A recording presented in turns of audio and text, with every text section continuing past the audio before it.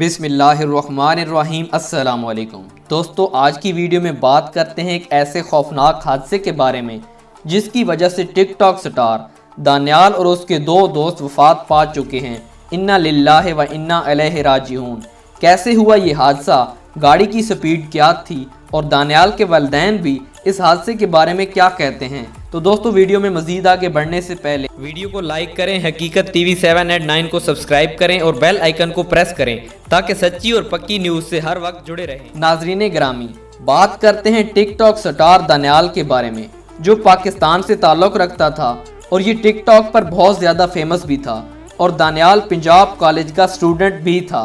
तो दोस्तों, बात करते हैं कि उसका हादसा आखिर कैसे हुआ। दोस्तों, कहा जा रहा है कि दानियाल हाईवे पर 120 की स्पीड में गाड़ी चला रहे थे और ओवरटेक करते हुए उनसे गाड़ी ना संभाली गई, जिसकी वजह से वो हादसे का शिकार हो गए और दानियाल समेत तीनों दोस्त वफात पा चुके हैं। इन्ना लिल्लाहि व इन्ना अलैहि राजिऊन।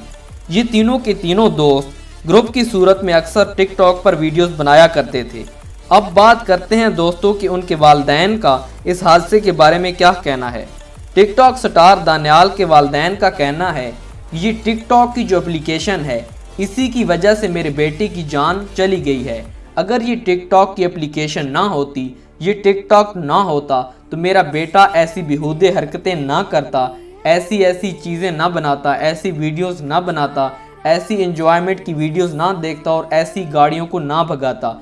सबसे जो ज़िम्मेदार है वो ये टिकटॉक की एप्लीकेशन है। तो दोस्तों, मैं उम्मीद करता हूँ कि आपकी ये राय होगी कि ये टिकटॉक की एप्लीकेशन है, इसको बंद कर दिया जाए, क्योंकि बहुत से ऐसे केसेस हम देख चुके हैं जो टिकटॉक की वजह से अपनी माओं के बेटे बेटियां जान से हाथ धो बैठे हैं। तो दोस्तों, उम्मीद करता हूँ वीडियो पसंद आई होगी। मिलते हैं नेक्स्ट वीडियो में, तब तक के लिए खुदा हाफिज़।